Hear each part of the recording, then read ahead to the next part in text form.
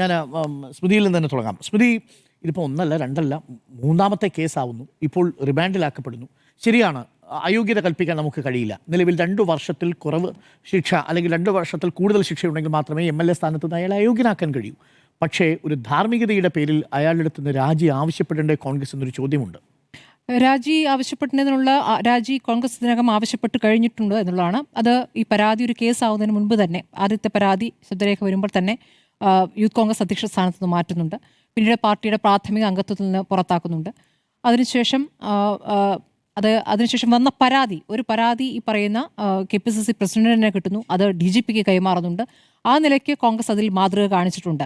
ഇതിൽ മുതിർന്ന നേതാക്കൾ രാഹുൽ മാങ്കൂട്ടത്തിൽ പലപ്പോഴും ഈ പറഞ്ഞ പൊതുമധ്യത്തിലേക്ക് അല്ലെങ്കിൽ സമരവേദികളിലേക്കൊക്കെ വരാൻ ശ്രമിക്കുമ്പോൾ മുഖം കൊടുക്കാതെ നീങ്ങിപ്പോകുന്ന ദൃശ്യങ്ങൾ നമ്മൾ VD സതീശൻ്റെ കാര്യത്തിലും കണ്ടു, രമേശ് ചെന്നിത്തലയുടെ കാര്യത്തിലും കണ്ടതാണ്. പല നേതാക്കളും അങ്ങനെ ചെയ്യുന്നു. ചില നേതാക്കളെങ്കിലും നിവൃത്തികേട് കൊണ്ട് ഇയാളിപ്പോൾ നമ്മുടെ പാർട്ടിയിലില്ലല്ലോ എന്ന് പറയുന്നത്, ആ നിവൃത്തികേട് നമുക്ക് വളരെ വ്യക്തമായി മനസ്സിലാക്കാനും ആകുന്നുണ്ട്. അപ്പോൾ കോൺഗ്രസിൽ തന്നെ പല സ്വരമുണ്ട് ഇക്കാര്യത്തിൽ എന്നുള്ളതാണ്. പക്ഷേ ഇനി അകത്തേക്ക് കയറ്റുന്ന പ്രശ്നം ഉദിക്കുന്നില്ല. പക്ഷേ രാഹുലുമായി ബന്ധപ്പെട്ട ഈ പറഞ്ഞ ഇത്രയും സംഭവങ്ങൾ, ഈ 3 കേസുകൾ വന്ന ശേഷം MLA സ്ഥാനത്ത് അയാൾ നിൽക്കാൻ യോഗ്യനല്ല, അയാൾ മാറേണ്ടതാണ് എന്ന് ഉറച്ചു പറയുന്നുണ്ടോ എന്ന് ചോദ്യമുണ്ടുമ്പോൾ അങ്ങനത്തെ ഉറച്ച ശബ്ദം നമ്മൾ കേൾക്കുന്നില്ല. KPCC പ്രസിഡന്റ് പറഞ്ഞിട്ടുണ്ട്, ഇനി അങ്ങനെ തുടരുന്നത് ശരിയാണോ എന്ന് രാഹുൽ ആലോചിക്കണം എന്നാണ് പറയുന്നത്. ഞങ്ങൾക്കിനി അതിൽ കാര്യമില്ല, പുറത്തുനിന്ന് കാണുന്നവർ എന്ന രൂപത്തിൽ പറയുന്നു. പക്ഷേ പാർട്ടി ഈ പ്രസ്ഥാനത്തിൻ്റെ പേര് ഉപയോഗിച്ചുകൊണ്ടാണ് ഇയാൾ ഈ കാര്യങ്ങൾ മുഴുവൻ ചെയ്തിട്ടുള്ളത്. പാർട്ടിക്കകത്തു നിന്നും സ്ഥാനമാനങ്ങൾ നേടിക്കൊണ്ട് ആ സ്ഥാനത്ത് നിന്നുകൊണ്ടാണ് ഇയാൾ പ്രവർത്തനം മുഴുവൻ നടത്തിയിട്ടുള്ളത്.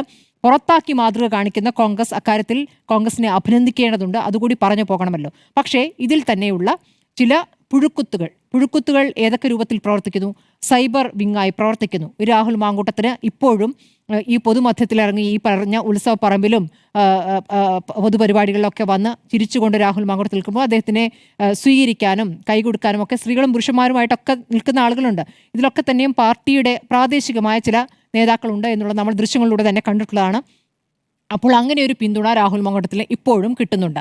പിന്നെ പറയുന്ന ഈ പരാതിക്കാരെ അപമാനിക്കുന്ന രൂപത്തിൽ എങ്ങനെയാണ് ഇവർ പ്രവർത്തിക്കുന്നത് എന്നുള്ളത് നമുക്ക് സമൂഹ മാധ്യമങ്ങളിൽ കണ്ടിട്ടുള്ളതാണ്. അപ്പോൾ പരാതിക്കാരെ ഇനി പരാതി പറയാൻ പറ്റാത്ത വിധം അവരെ ഭീഷണിപ്പെടുത്തുന്ന രൂപത്തിലുള്ള സൈബർ വിങ്ങും അവിടെ പ്രവർത്തിക്കുകയാണ്. ഇത് എല്ലാ രാഷ്ട്രീയ പാർട്ടികളിലും ഇങ്ങനെ ഈ പറയുന്ന ക്രിമിനലുകൾക്ക് വേണ്ടി പ്രവർത്തിക്കുന്ന ഒരു വിഭാഗമുണ്ട് എന്നുള്ളൊരു യാഥാർത്ഥ്യം അവിടെ നിൽക്കുന്നു. നമ്മളതൊരു സമൂഹത്തിൻ്റെ പൊതുസ്ഥിതിയായിട്ട് കാണണമെന്നാണ് ഞാൻ മനസ്സിലാക്കുന്നത്. എന്നെ സംബന്ധിച്ച് ഈ 3 പരാതികൾ, മൂന്നാമത്തെ പരാതി, ഈ പരാതിയിൽ റിമാൻഡ് റിപ്പോർട്ടിലെ മുഴുവൻ കാര്യങ്ങളും വായിക്കുമ്പോൾ ഞെട്ടിക്കുന്നതും, ഞാൻ വായിച്ചു കഴിഞ്ഞപ്പോൾ കുറേ നേരം തരിച്ചിരുന്നു പോയി. കാരണം എങ്ങനെയാണ് ഒരു സ്ത്രീയെ പ്രലോഭിപ്പിച്ച് എത്തിക്കുന്ന ഒരു ബന്ധത്തിലേക്ക് എത്തിക്കുന്നത്? ആ ബന്ധത്തിലേക്ക് എത്താൻ അവർ തയ്യാറെടുത്തിട്ട് പോലുമില്ല.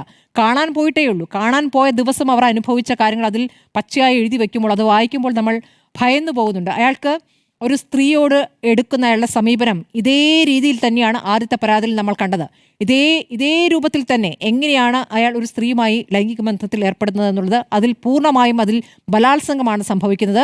ആ ബലാത്സംഗത്തിന് ശേഷം പിന്നീട് ഭീഷണിപ്പെടുത്തി വീണ്ടും അവരെ എങ്ങനെയാണ് ദുരുപയോഗം ചെയ്യുന്നത് എന്നതിൻ്റെ കൃത്യമായ വിവരണം ഇതിൽ ഉണ്ട് എന്നുള്ളതാണ്. ഇതിൽ ഇനിയിപ്പോൾ കോടതിയെ സംബന്ധിച്ച് കോടതി എത്രത്തോളം ഈ തെളിവുകൾ, അതായി പറയുന്നത് ചാറ്റുകളാണ് ഇപ്പോൾ പ്രധാനപ്പെട്ട തെളിവുകളായത്. ഇപ്പോൾ 1 വർഷം കഴിഞ്ഞിട്ടുള്ള പരാതികളാണ്.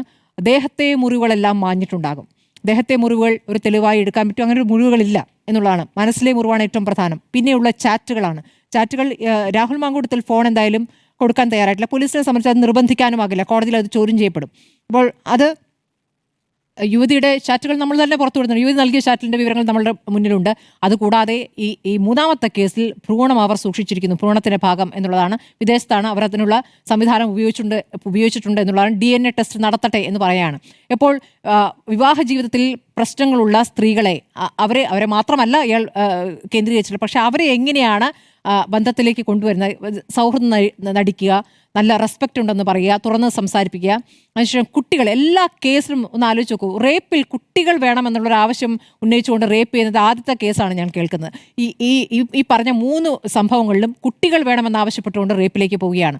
അത് അതിനുശേഷം ഇവർ ഗർഭിണികളായി കഴിയുമ്പോൾ അവരെ പുറന്തള്ളുന്നു. ഇപ്പോൾ ഗർഭിണിയാക്കുക എന്നുള്ളതാണ് ഇയാൾക്ക് ഇതിൽ നിന്ന് കിട്ടുന്ന സാറ്റിസ്ഫാക്ഷൻ എന്ന് തോന്നുന്നു. അതാണ് അയാളുടെ ഒരു ആണത്തം തെളിയിക്കാനുള്ളൊരു മാർഗം അയാൾ കാണുന്നതെന്ന് തോന്നുന്നു. ഇങ്ങനെയുള്ള ഒരാൾ എങ്ങനെയാണ് ഒരു MLA ആയി തുടരുക?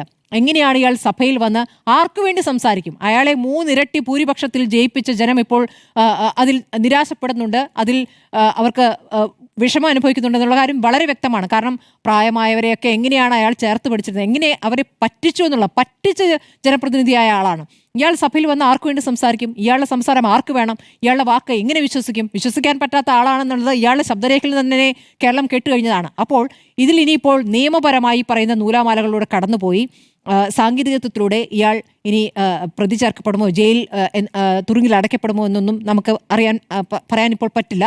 അത് കേസിന് മുന്നോട്ടുള്ള പോക്കനുസരിച്ചിരിക്കും. പക്ഷേ ജനം ഇയാളെ മാറ്റി നിർത്തണമെന്നുള്ളതാണ്. അതാണ് ഇതിലെ ഏറ്റവും ചെയ്യാൻ കഴിയുന്ന കാര്യം. ഇത്തരം ആളുകളെ ജനം മാറ്റി നിർത്തുക.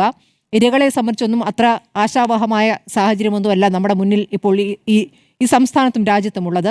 നമ്മൾ നടി ആക്രമിക്കപ്പെട്ട സംഭവത്തിൽ നടി ഞാൻ അതിജീവിതയാണെന്ന് പറഞ്ഞ് പുറത്തേക്ക് മുഖം കാണിച്ചുകൊണ്ട് പ്രതികരിച്ച അതിജീവിത ഇപ്പോൾ പറയുകയാണ്, ഞാനൊരു മനുഷ്യനായി ജീവിക്കട്ടെ, ഞാൻ അതിജീവിതയല്ല, ഒന്നുമല്ല, ഞാനൊരു സാധാരണ മനുഷ്യനായി ജീവിക്കട്ടെ. സാധാരണ മനുഷ്യനെ ജീവിക്കാനുള്ള സാഹചര്യമാണ് അവർ ആഗ്രഹിക്കുന്നത്. അത്രത്തോളം അവർ അനുഭവിച്ചു, കോടതിയിൽ നടക്കം അനുഭവിച്ച കാര്യം നമ്മളിപ്പോൾ കാണുകയാണ്. ഇനി ഫ്രാങ്കോ മുളയ്ക്കലുമായി ബന്ധപ്പെട്ടും ആ അതിജീവിത എന്നൊക്കെ പറഞ്ഞാൽ എങ്ങനെയാണ് അതിജീവനം, അവരുടെ അതിജീവനം എന്താണെന്ന് നമ്മളിപ്പോൾ മനസ്സിലാക്കിയാണ്. അവരെ എങ്ങനെയൊക്കെയാണ് ആക്രമിച്ചത്, അവർ എങ്ങനെയൊക്കെയാണ് റേപ്പ് ചെയ്യപ്പെട്ടിട്ടും പിന്നെയും വാക്കാൽ റേപ്പ് ചെയ്യപ്പെട്ടത് എന്നുള്ളതൊക്കെ നമ്മുടെ മുന്നിലുള്ള യാഥാർത്ഥ്യമാണ്. അവരും അവസാനം പറഞ്ഞിട്ടുള്ളത് കൂടുതൽ അതിജീവിതമാർ പുറത്തു പറയാൻ തയ്യാറാവണ്ടേ എന്ന് ചോദിക്കുമ്പോൾ അവർ പറയുന്നത് അങ്ങനെ ഞാൻ പറയില്ല എന്നുള്ളത്. എൻ്റെ അനുഭവത്തിൽ ഞാൻ പറയുന്നു, ഇനിയുള്ളവർ അങ്ങനെ ചെയ്യാൻ ധൈര്യപ്പെടണമെന്ന് പറയാനുള്ള ധൈര്യം അവർക്കില്ല എന്നുള്ളതാണ്. അതാണ് നമ്മുടെ പൊതു സാഹചര്യം. അപ്പോൾ പുറത്തു പറയണം എന്നുള്ളത് നമ്മൾ ആഗ്രഹിക്കുന്നു, അങ്ങനെയെങ്കിലും ഇവർ ശിക്ഷിക്കപ്പെടട്ടെ എന്ന് നമ്മൾ ആഗ്രഹിക്കുന്നു. പക്ഷേ അങ്ങനെ ആഗ്രഹിക്കുമ്പോഴും അത് എത്രത്തോളം യാഥാർത്ഥ്യമാകുന്നു എന്നുള്ളതാണ് ഈ വർത്തമാനകാലത്തിൽ എന്നെ ആശങ്കപ്പെടുത്തുന്ന കാര്യം.